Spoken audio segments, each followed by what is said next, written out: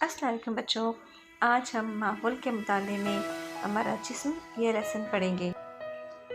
चलिए बच्चों बताओ तो भला।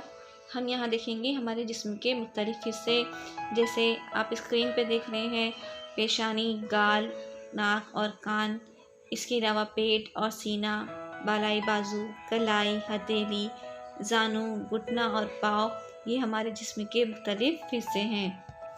चलिए बच्चों यहाँ पे हम देखते हैं जिस्म की बनावट। सर, धड़, हाथ और पैर हमारे जिस्म के अहम हिस्से होते हैं।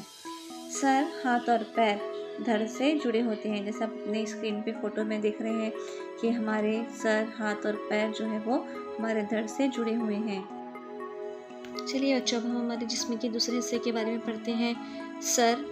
सर पर बाल होते हैं, पेशानी के नीचे 2 आँखें होती हैं, ऐब्रो और पपोटे होते हैं, दोनों जानिब कान होते हैं, सामने की जानिब नाक होती है और नाक के नीचे मुंह होता है।